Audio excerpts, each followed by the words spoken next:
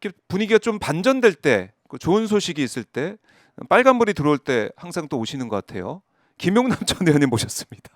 안녕하십니까? 네, 안녕하십니까? 박수 한번. 다행이네. 어제 오셨으면은 좀 제가 나오면 네. 코스피가 오릅니다. 네. 그리고 참 신기하더라고요. 예, 어제 그제 나왔으면은 이게 좀 우울한 이 방송 분위기가 될 뻔했는데 오늘은 일단은 빨간불이 들어와 있습니다. 코스피 코스닥 반등을 하고 있는 그 시장인데 네. 자 반등을 하고 있습니다. 일단은 이 반등하고 있는 분위기 이거 좀 어떻게 해석해야 됩니까? 왜 반등이 일어났다고 보십니까? 사실은 네. 우리가 월요일은 증시가 안 열렸잖아요. 그러니까 화수 떨어질 이유는 분명했어요. 네. 전쟁이 터졌으니까. 그럼요. 주말에. 그것도 다른 지역도 아니고 중동 지역 그리고 원유 수입이 가장 우리나라에서는 중동에서 거의 다 그렇죠. 예, 들어오니까. 가장 많은 원유를 수입하는 중동 지역에서 네. 그 전쟁이 터졌으니까 국제 정세 자체가 불안하고 전쟁이 안 터졌을 때보다 당연히 악재죠. 악재죠. 근데 예. 너무 과도하게 많이 빠졌어요. 우리나라는. 그러니까 깜짝 놀랐습니다. 진짜. 일본 같은 데가 뭐 3%대에 이틀 연속 하락할 때 우리는 7% 넘게 12% 넘게 코스피 기준으로 거의 네. 20% 가까이 떨어졌으니까 너무 많이 떨어졌던 것이죠. 어제 뉴욕 증시가 회복세를 보이고 올라가면서 오늘은 오르겠구나 그랬는데 네. 오늘 뭐 10% 가까이 오르고 있는데 근데 그거 아시죠? 10% 떨어졌다가 10% 오르면 손해인 거.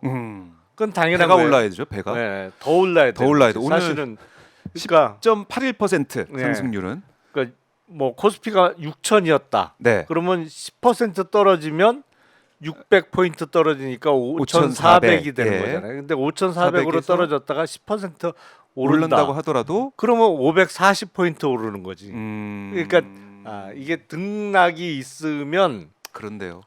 떨어진 만큼 같은 퍼센티지로 오르면 예전만은 못한 거예요. 그래서 이른바 레버리지 ETF나 이런 게 이렇게 등락을 거듭하면 손해 나는 거예요. 그렇네요. 예. 예. 그래서 그거는 방향성이 일정할 때 우상향 적어도 할 때. 예. 적어도 한 방향으로 계속 갈 것 같을 때 투자하는 거지. 이게 등락을 거듭할 때 레버리지 투자하면 오히려 손해 보는 겁니다. 그래요. 그러니까 지금 지수가 이 주말에 있었던 이란 공습, 기습적인 이란 공습 이후에 중동 상황이 또 심상치 않으니까 에너지 또 이제 호르무즈 해협 이 운송 관련해서 많이 또 전 세계 특히 이제 우리 대한민국이 많이 또 의존하고 있는 상황이다 보니까 거기에 대한 공포가 좀 많았고 그럼에도 불구하고 너무 과도하게 빠진 건 또 사실이잖아요. 그렇죠. 너무 급하게 네. 올라서 또 과도하게 빠진 겁니까? 산이 높으면 골이 깊다. 뭐 그런 걸로 봐야 됩니까? 어떻습니까? 그거일 수도 있고 예. 워낙 많이 올랐잖아요. 그러니까 작년도 그렇고 올해도 그렇고 우리나라가 1등. 1등이었으니까 올해 1등. 상승률 1등이었으니까 많이 오른 상태에서 이게 악재가 터지니까 빨리 차익 실현해 놓자. 일단 돈을 확보해 놓자. 이런 네. 심리도 있었을 것 같고 약간 음모론적으로 얘기를 하면 음모론 좋아요. 예. 한국 주식이 너무 빨리 상승하다 보니까 예. 이 상승장에서 한국 주식에서 돈을 별로 못 번 거대 자본이 있을 수 있잖아요. 외국계 거대 자본이. 있죠. 그리고 그렇죠. 사실은 이제 비트코인 지난해 있었던 비트코인 그 선물 관련해 가지고 그때 많이 또 손해 본 사람들 입장에서는 그 손해 보고 뭐 금 가격, 은 가격 뭐 이런 것 때문에 손해 봐 가지고 한국에서 급하게 돈을 뺐던 외국 자본들 이런 입장에서는 와 이렇게 그렇죠. 올랐는데 우리는 못 먹었는데 네. 뭐 이런 생각. 그 이참에 조금 많이 떨구고 싸게 다시 하자. 그러니까 줍줍하자. 화요일날 같은 경우에 외국인들이 어마어마하게 매도 물량을 던졌는데 그때 한 5조 팔았을 거요 하루에. 그 거의 개인들이 다 받아냈단 말이에요. 맞아요. 근데 어제도 장 시작해갖고 그런 양상이 벌어지니까 이제 네. 확 떨어졌는데 막판엔 또 외국인들이 샀어요 살짝. 그래요. 네, 어제 막판에는. 그러니까 싸게 산 거죠. 싸게 샀네. 진짜 이틀 싸게 연속 폭락 이후에. 샀고 뭐 오늘 이렇게 또 확 오르니까 네. 뭐 그런 거죠. 근데 그게 사실은 주가 조작은 어마어마한 범죄잖아요. 근데 네. 이게 돈이 워낙 많으면 음. 이걸 반드시 조작이라고 보기 어려울 정도로 네. 그 정도는 조절할 수 있어요. 음. 그러니까 예를 들어서 지금 ETF 많이 하는 회사 중에 이제 그 운용하는 자산 규모에서 제일 큰 그 회사는 블랙록이잖아요. 네. 블랙록에서 운영하는 자산만 따지면 우리나라 돈으로는 한 2경원 정도 돼요. 그러니까 어마어마하네요. 조르는 계산이 안 돼. 2경원이 좀 넘거나 뭐 그 정도 될 텐데 네. 우리나라 그 코스피가 지금 떨어지기 전에가 한 5천조 원 정도 했잖아요. 근데 이게 주식시장은 호가 방식이기 때문에 네. 사실은 시가총액보다 훨씬 적은 금액을 갖고도 주식시장을 움직일 수 있습니다. 그렇잖아요. 그러니까 예를 들어서 삼성전자가 뭐 1,000조야. 네. 그러면 삼성전자 주식의 주가를 움직이기 위해서는 뭐 1,000조는 아니더라도 100조가 필요하냐? 그건 아니에요.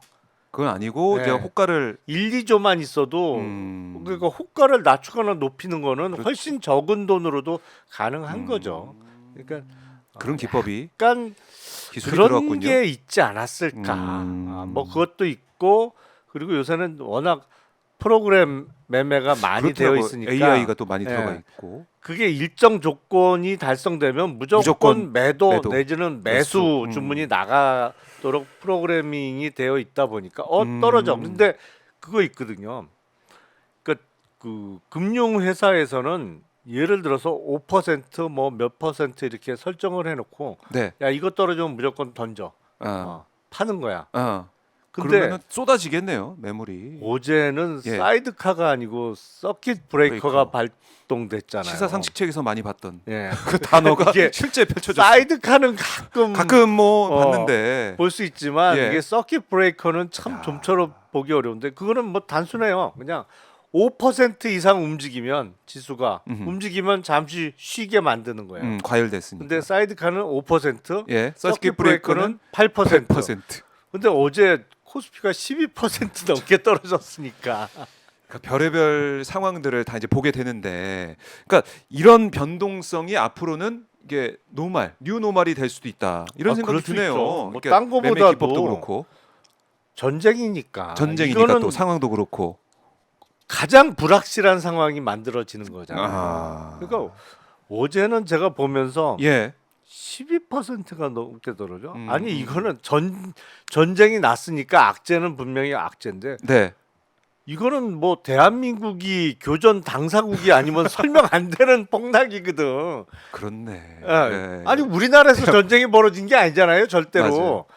근데 너무 많이 떨어지는데. 뭐 음. 근데 오늘 이제 대폭 오를 거는 어느 정도 예상이 되긴 됐어요. 그래요. 근데 이거는 전쟁 상황에 따라서 등락은 거듭될 수 있죠. 그래서 일희일비하게 되는. 늘 말씀드립니다만 예. 어떻게 해야 됩니까? 우리 개인 투자자들. 아니 그러니까 빚내서 투자하는 건 이거는 하지 마시라. 이건 정말 이른바 선수들의 영역인데 선수들도 잘 하다가 한 번에 망하는 게 이거다. 레버리지 투자. 레버리지 투자, B2 그건 절대 안 그래서 된다. B2는 안 되는 거예요. 이런 상황은 뭐 제 아무리 전문가라도 예측하기는 어렵거든요. 아하. 물론 미국의 폴리마켓이라는 그 베팅 사이트에서는 이런저런 이거 어떻게 이렇게 맞춘 사람이 이거 나왔지? 맞췄더라고요. 이건 내부 정보 아니냐? 아니 미사일 발사 버튼 누르거나 아니면 버튼을 누르는 절차에 참여하는 사람은 알 수 있죠. 알지. 예. 그건 알 수 있지. 근데 피자도 시키고 막 그러는데. 그런 사람 아니면은 안 해야 되는 거야 이런 거는. 그렇네요. 그러니까 B2는 절대 안 된다라는 네. 거. 그리고 그런 것 같아요. 이게 전쟁이 장기화될 수 있다. 뭐 네. 지상군 투입 얘기까지 나오다 보니까 트럼프가 뭐 배제 안 한다고 했지 않습니까? 그러다 보니까 전쟁 길게 가겠다. 던지자. 이런 분도 소수 있었을 것 같아요. 일부는. 있을 수 있죠. 충분히. 던지고 네. 더 떨어지고 4천 가고 뭐 네. 3천 가고 이러면 그때 사자. 이런 분도 계셨을 것 같은데 이런 대응. 던지고 좀 떨어지면 그때 줍줍하자. 이런 전략 이런 건 어떻습니까? 그거는 정말 본인의 판단과 책임하에 해야 되는 건데 저점과 고점을 정확하게 예측할 수 있느냐? 그걸 정확하게 예측할 수만 있으면 다 재벌되지. 아니 의원님 못하세요? 전문가시잖아요. 택도 없어요. 그걸 어떻게 맞춰요? 그걸 어떻게 맞춰? 아. 못 맞춰요. 그거는. 근데 다만 그런 거 있죠. 화수 떨어졌으니 이틀에 거의 20% 20% 떨어진 거잖아요. 아까 말씀드린 대로 이건 대한민국이 교전 당사국일 때라 설명 가능한 상황이에요. 그러니까 너무 떨어졌다 단기에. 네. 그러면 뭐 그때 목금 정도에는 오르겠네. 뭐 이 정도는 예측 가능하지만 예. 어디까지 떨어질 떨어지냐. 거냐, 어디까지 오를 거냐. 이건 세상 없는 천재도 못 맞추는 거기 때문에 그거를 내 판단이 맞을 거야라고 생각하고 이 돈을 거는 건 너무 위험하다. 그건 정말 홀짝에 거는 거 비슷한 거예요. 그러니까 이게 그런 것 같아요. 비투를 안 하고 네. 내가 지금 오래 시간이 긴 돈을 가지고 있으면 그게 들어갔는데 조금 올랐다가 좀 이익이 났다가 많이 좀 떨어졌어. 좀 손해가 좀 났어. 그래도 난 버틸 수 있는 돈이니까. 네. 이재명 정부의 정책을 믿고 이재명 대통령이 또 오늘 복귀하셔가지고 국무회도 주재하고 있지 않습니까? 그런 걸 딱 봤을 때 분명히 회복될 거야. 네. 또 뭐 6천, 7천, 8천도 얘기하던데 나는 버텨야지. 이런 분들이 있는 반면에 내가 빚을 냈어. 이거 어떻게 이거 더 떨어지면 큰일 나겠는데 네. 일단 던지고 원금은 좀 확보하고 그 다음에 기회를 보자. 이런 두 가지 경우가 있는 건데 시간이 긴 돈을 가지고 투자하는 게 승률도 높겠네요. 지금 그럼요. 보면. 네. 아니 일단 20% 정도 빠지잖아요. 예 이제 화수.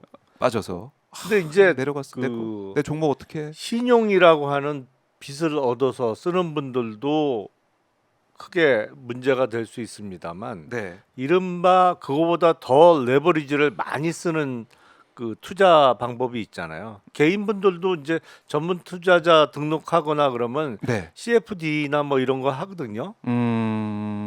CFD가 뭐냐면 차익에 대해서 거래를 하는 거예요. 어렵네요. CFD가 예. Contract for Difference예요. 차액에 대해서 차액에 대해서. 아니면 TRS 같은 것도 하고. 네. 근데 보통 그게 요새는 좀 줄었나요? 보통 이게 레버리지 400% 쓰고 막 이러거든. 400%요?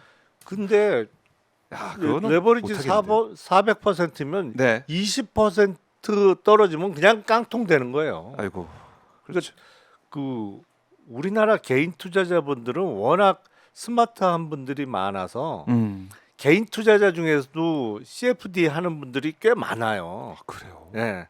근데 이게 이제 그 전에 400%까지 되다가 네. 그 워낙 레버리지를 많이 쓰니까 조금 줄인 것으로 알고 있어요, 제가. 그래도 이런 거는 한 번만 의외의 상황이 나오면 그냥 다 날리는 거예요. 그런데요. 네. 이기다가 따다가 한 번만 잘못 네. 삐끗하면 다 날아간다. 그 유명한 얘기가 있잖아요. 네. 이게 이제 복리로 돈을 벌면 물론 가장 빠르게 돈을 버는 거죠. 뭐 10% 20% 복리로 돈을 벌면 예를 들어서 연 그 35% 정도 수익을 낸다. 그럼 2년 있으면 더블 된다는 얘기거든. 네. 야, 원금의 그런데요. 2배가 예. 되는 거니까 복리로 복리로 연 35%씩 벌면. 네. 근데 35%를 버느냐 20%를 버느냐 그게 중요한 게 아니고 중간에 0이 하나 끼면 빵원 그러니까 뭐 아무리 큰 숫자 곱하기 0 곱하기 뭐 만 해봤자 0이네. 0 되는 거잖아요. 그러니까 0이 되는 상황을 만들면 안 되는 거죠. 그거 중요하네요, 진짜. 네. 그래서 그 비투는 하지 비투. 마시고 하지 마십시오. 화수 그렇게 많이 떨어진 장에서도 네. 본인의 여윳돈으로 투자했던 사람들은 버틸 수가 있잖아요. 그렇죠. 버티면 살아남습니다. 이게 버티면 살아남는다. 네. 그 믿음이 또 생겼어요. 우리 시장에 대한 그럼요. 믿음이. 네. 이재명 대통령이 계속해서 강조하고 있는 부동산 정상화, 머니 무브 이런 기조. 그다음 3차 개정, 그러니까 상법 개정안도 통과가 됐고 네. 주가 누르기 방지법. 저희가 이틀 전인가요? 이소영 의원 모셔가지고 말씀을 들어봤는데 대통령 의지가 정말 대단하다고 하시더라고요. 이것도 꼭 한다. 어떻게든 한다. 상임위원장이 재경위원장이 이미자 국민의힘 의원이에요. 네. 그래서 상임위 통과 좀 어려워 보이긴 하지만 어떻게 우회를 하서라도 하겠다 또 의지를 보이더라고요. 이런 것들 정책적인 면. 그러니까 버텨야 된다. 그러니까 빵원이 안 되는 게 중요하네요. 지금 비토에서 빵원 안 되는 그럼요. 게 예. 버텨야 된다. 중간에 중요한 한번 다 말씀입니다. 털리면 끝나는 거예요. 아무리 그 전에 돈을 많이 벌었어도 앞으로 많이 벌 수 있어도 네. 빵원 되면 뭐 시드머니가 없어졌는데 어떻게 예. 돈을 벌어요. 그러니까 음. 그런 상황을 안 만들어야 되는 것이고 네. 이른바 주가 누르기 방지법이 정말 통과가 되면 예. 가치주의 전성 시대가 올 겁니다. 음. 지금도 보면 회사도 멀쩡하고 돈도 잘 벌고 그런데 이른바 주가 순자산 비율이라고 하는 거 PBR 기준으로 0.5가 안 되는 주식이 수두룩해요. 0.3, 0.4 그것도 사실은 PBR 할 때 B가 북밸류잖아요. 네. 장부가잖아요. 음. 근데 자산 재평가를 안 해서 그 정도지 그렇죠. 실제로 제대로 자산 재평가를 하면 PBR 0.1 미만의 주식들도 많아요. 네. 근데 그게 장사가 안 되는 회사들이냐 너무너무 잘 벌지. 돈은 너무너무 잘 벌고 있지. 지금도 예전에도 그렇고 앞으로도 계속 잘 벌 거지. 근데 주가는 그렇게 싸단 말이에요. 왜냐하면 우리나라에서는 상장이 상속세를 줄이는 수단으로 악용되는 경우가 지금도 많기 때문에 주가를 눌러놓고 네. 그 주가 이제 가격으로 세금을 매기다 보니까 그렇죠. 상장이 되면 시가로 시가로, 상속세를 내니까 야 그럼 누를 수밖에 없겠네요. 이제. 비상장일 사람들 때보다 입장에서는. 오히려 상장된 이후에 주가가 음. 싸면 상속세를 훨씬 적게 내거든요. 네. 이제 그런 거를 막자는 게 간단히 설명드리면 주가 누르기 방지법의 핵심 내용이기 때문에 그렇게 되면 지금은 아직은 소외되고 있는 가치주, 자산주 이런 주가가 많이 오를 거예요. 근데 문제는 그거 오를 때까지 망하진 말아야지. 깡통은 안 차야지. 버텨야지. 버텨야지. 그렇기 때문에 주가가 아무리 빨리 오르고 있다고 하더라도 이른바 포머라는 게 있잖아요. 네. 그렇지. 나만 포모. 못 벌었네. 그러니까 그게 진짜 예. 너무 힘들다고 하더라고요. 감정 자체가. 나만 못 벌고 나만 늦었네라는 네. 생각에서 빨리 만회해서 나도 남들처럼 벌어야지 해서 그냥 왕창 빚을 얻어다가 투자하는 거 그거는 근데 못 버틴다 이런 증시라는 거는 정말 중요한 교훈입니다. 변동성이 워낙 큰 시장이에요. 이거는 위험 자산이에요. 주식은. 그러니까 이걸 맞춰서 내가 타짜처럼 그럼요. 이번에 이게 떨어질 것 같으니까 팔았다가 더 떨어지면 그때 사야지. 바닥에서 사야지. 그건 말도 안 되는 소리. 그거는 김용남 의원님도 못 하십니다. 그거는 아무리 타짜도 여기 안 있지 그러면 그거 맞췄으면 다 여기 안 있죠. 당연히. 회장님이 되셔서 어딘가. 아니 그거만 맞출 자신만 있으면 진짜 맞추면 사실 이재용 회장보다 돈이 더 많아야지. 그렇잖아요. 그럼요. 바닥에 사서 맨날 꼭지에 팔면 바닥에서 네. 사서 아유. 꼭지에서 팔았다가 또 바닥에서 사고 그러면 이재용 회장보다 훨씬 부자 되죠. 근데 그런 일은 일어날 수가 없어요. 누구든 못 한다. 네. 할 수가 없다. 그거는 예를 들어서 예. 이 고스톱 붙여갖고 승률 100%가 되려면 표시목을 쓰는 수밖에 없어요. 표시목이라는 게 여러분 알지만 내 눈에는 이 덮여져 있는 화투패가 뭔지 다 보여. 특수한 표시를 해놓고 뭐 그래요. 렌즈를 끼든 안경을 쓰든 뭐 네. 해서 그렇게 치면 승률 100%가 가능하죠. 근데 그건 주식시장에선 불가능해요. 그래요. 그거는 도박판에서는 표시목 쓰면 이길 수 있지만 주식시장은 100% 예측 가능성이라는 건 아예 성립할 수가 없기 때문에 그거는 그러니까 리스크 관리를 분명히 하셔야 돼요. 그래요. 리스크 관리가 중요하다. 그러니까 아무리 투자 잘하더라도 그 중간에 0이 들어가면 다 0이 되고 빵원이 된다. 그럼요. 그거 명심해야 됩니다, 여러분. 비투는 절대 안 되고요. 그러면 지금 또 그런 분들 계실 것 같아요. 자, 이제 6천선에는 내가 손이 안 나갔는데 5천선이 됐다. 투자를 또 하고 싶어하는 분들이 계실 것 같은데 네. 어떻게 또 투자를 해야 됩니까? 이것도 뭐 몰빵. 이번에 이제 5천 끝나서 5천대 왔는데 이제 앞으로 6천 가겠지? 우상향하겠지. 이렇게 예측하고 몰빵하고 이런 건 또 안 되는 거 아니겠습니까? 아니 저는 장기적으로는 코스피가 네. 다시 6천 뚫고 뭐 7천 넘어갈 수 있을 거라고 생각을 해요. 만도 말씀하셨잖아요. 아 그렇죠. 예, 근데 이게 15,000도 한번 말씀하셨던 것 같기도 하고. 아니 15,000원 아니고 만을 얘기했는데 만으로, 이게 예, 약간 알겠습니다. 오해를 하시더라고. 예.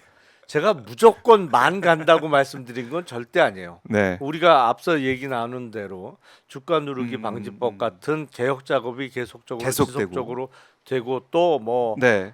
경영권을 넘길 때는 음. 100% 의무적으로 공개 매수하도록 하는 것도 네. 돼야 되고 이런 아. 개혁 작업이 지속적으로 완성되는 과정에서 만을 갈 수 있다는 말씀인데 뭐 네.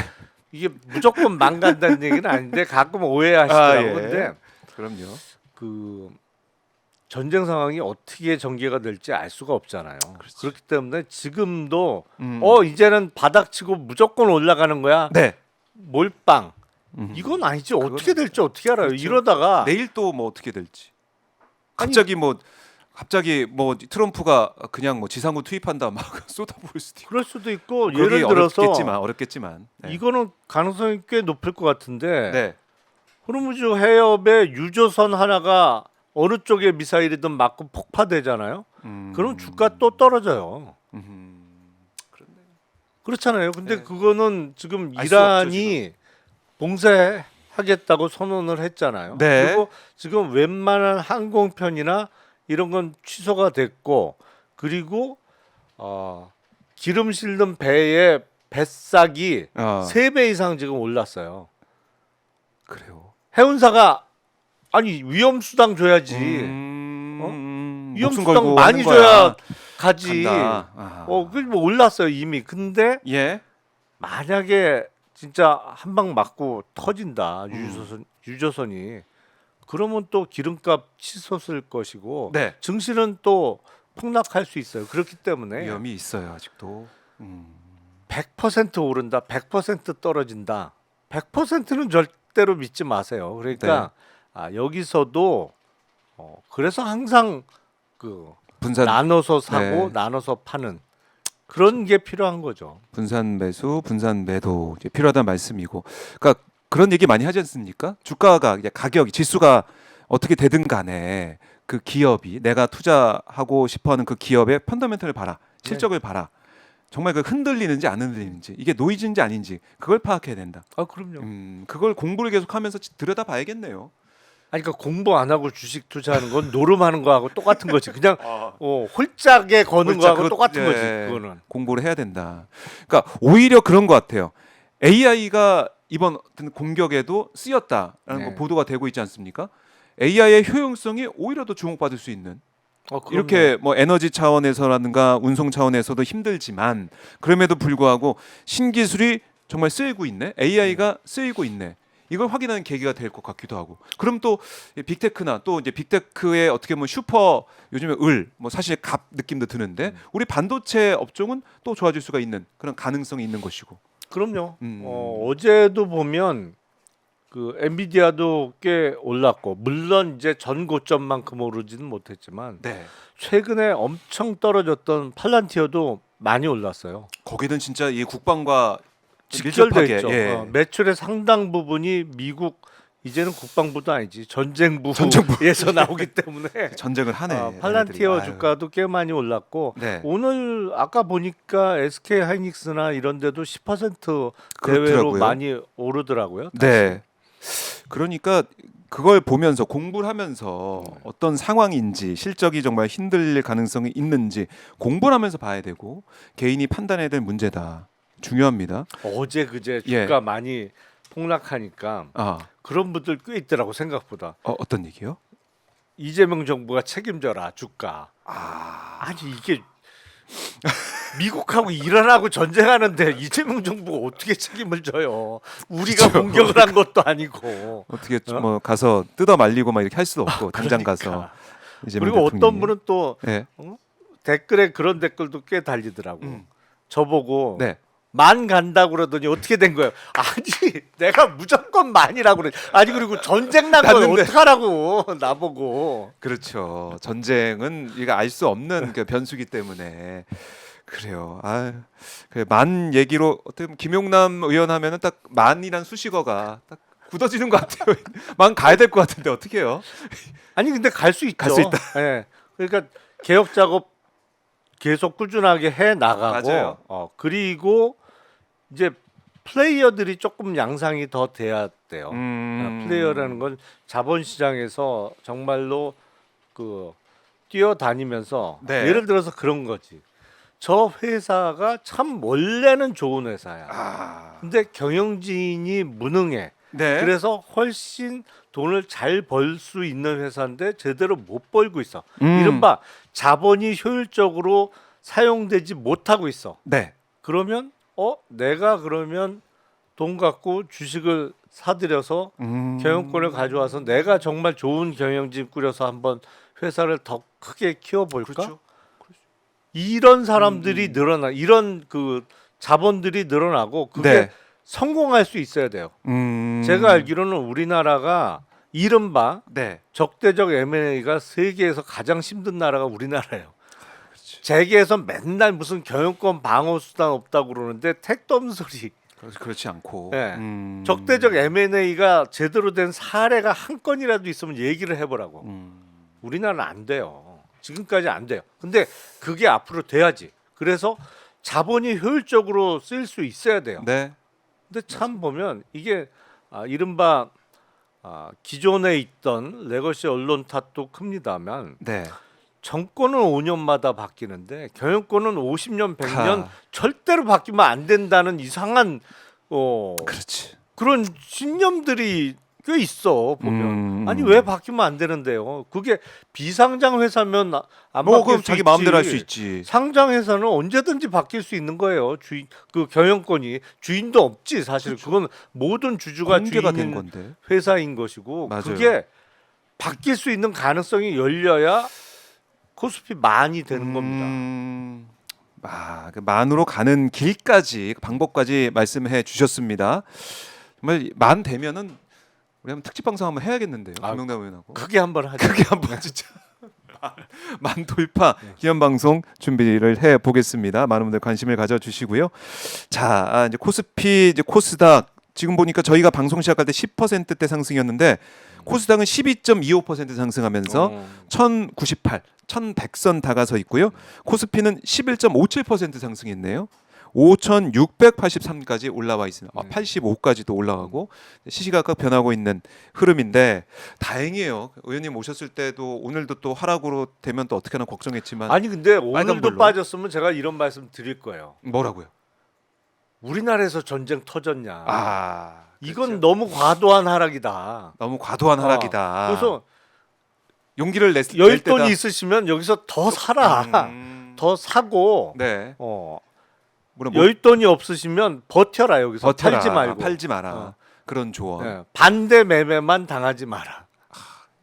반대 매매라는 게 그러니까 빚내서 그렇죠. 샀는데 그게 가격이 떨어지면은 또 청산이 되는. 그렇죠. 날아가 버리니까 그건 안 된다. 그러니까 오늘의 교훈은 비투하지 말라 이거네요. 그건 또 진짜 우리가 비투를 하면서 왜냐하면 내가 자본이 적으니까 빚을 내 가지고 어차피 코스피는 우상향하니까 딱 넣어놓고 몇 배 되면은 그걸로 다 빚 갚고 내 돈을 벌자 이건데 상승장에서는 강세장에서는 그게 좋은 전략 같아요. 근데 와 이틀 이렇게 떨어지다 보니까 이거 큰일 나겠는데요 비투가. 그러니까 등락을 정확하게 맞추기도 맞추기 어렵지만 어려워요. 기본적으로 네. 증권회사에서 이 대출을 해줄 음. 때 주식담보대출이나 이런 거 하잖아요. 네. 이게 이자율이 비싸요. 기본적으로 7% 8% 받거든. 네.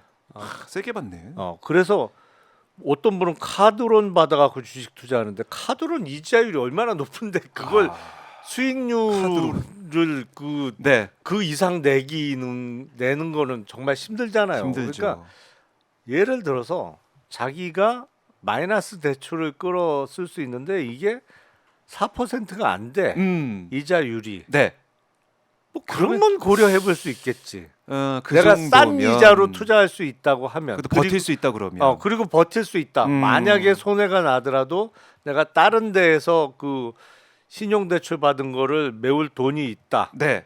곧 나올 돈이 있다. 이러면 뭐 고려해 볼 수 있겠지만 네. 기본적으로 대출 이자율이 뭐 7% 8% 이상 되는 거를 급전 끌어다가 주식 산다. 그거는 음, 손해 날 가능성이 오히려 훨씬 높은 투자예요. 그래요. 그건 절대 안 된다라는 거고. 자, 오늘 김용남 저는 모셔가지고 이렇게 기분 좋게 방송을 또 하지만 내일 또 금요일 네. 장이 간밤에, 그러니까 밤사이 어떤 일이 벌어질지 모르니까. 그렇죠. 또 여기서 10% 폭락할 수도 있는 거잖아요.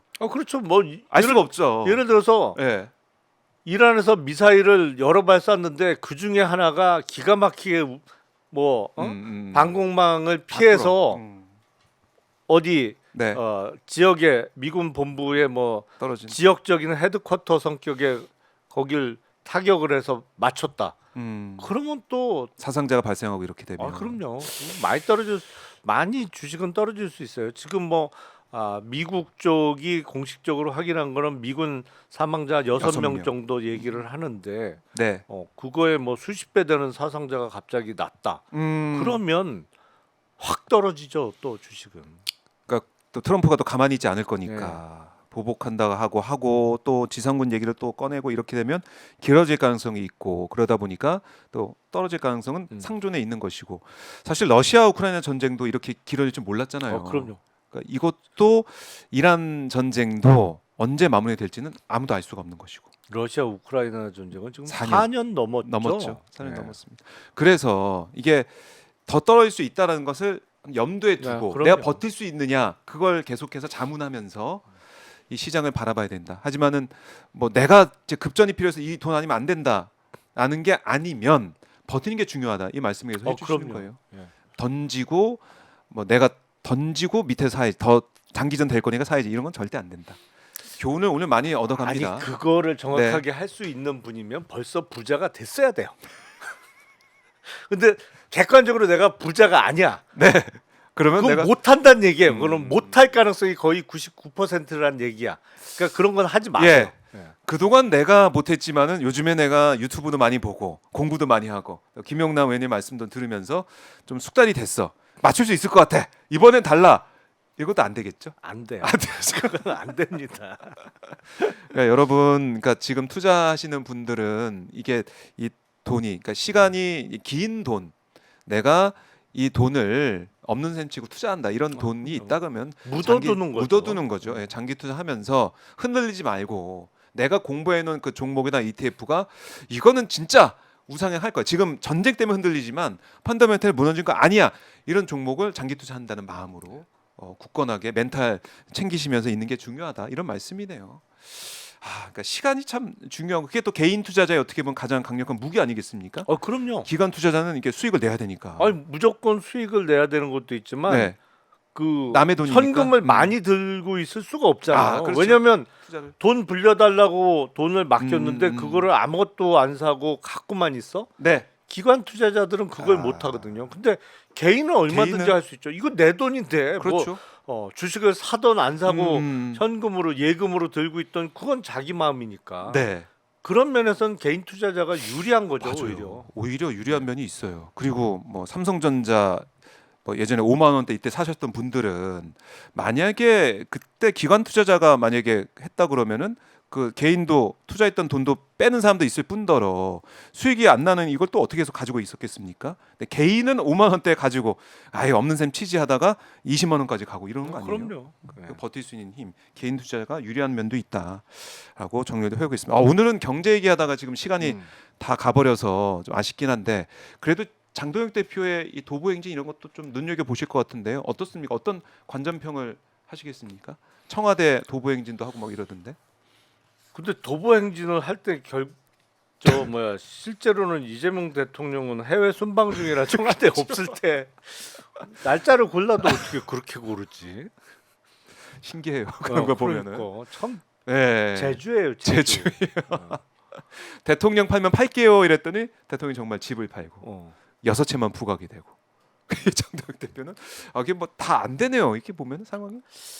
제가 보면 장동혁 대표는 오히려 당 대표가 안 되는 게 본인한테 훨씬 좋았을 거예요. 정치 인생에. 예, 정치 인생에 있어서 이게 이제 그래요. 사람을 그 망가지게 하는 뭐 여러 가지 방법이 있습니다만 네. 이른바 좌천을 시키거나 뭐 한직으로 내쫓아 버리거나 네. 아니면 뭐 하는 일을 방해를 해서 망가뜨릴 수도 있죠. 근데 그거보다 훨씬 크게 망가뜨리는 거는 네. 벼락 출세를 시켜주는 거예요. 그러면 감당을 못해. 붕 떠 있는 상황. 감당도 안 되고. 대표적인 인물이 윤석열 피고인이에요. 그렇잖아요. 그렇네. 사실은 갑자기- 정치 입문하면서 그냥 바로바로 대선 후보 되고 난생 처음 치른 선거에서 대통령이 돼버렸어요. 그렇네. 물론 검찰총장이 될 때도 벼락 출세였지. 어마어마한 벼락 출세를 한 거지. 네. 근데 벼락 출세가 연이어서 이루어졌단 말이에요. 서울중앙지검장, 검찰총장, 대통령까지. 대통령까지. 아. 그래서 결국엔 지금 결과가 어떻게 됐어요?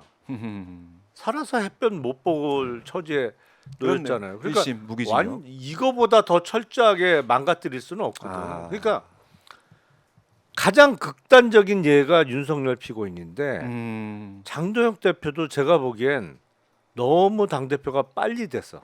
본인의 내공에 비해서 맡을 수 없는 자리를 맡았어요. 그렇네.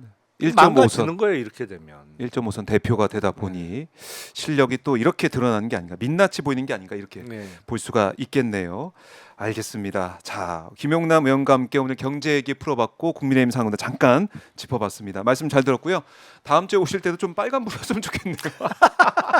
기본적인 그거는 방송하게.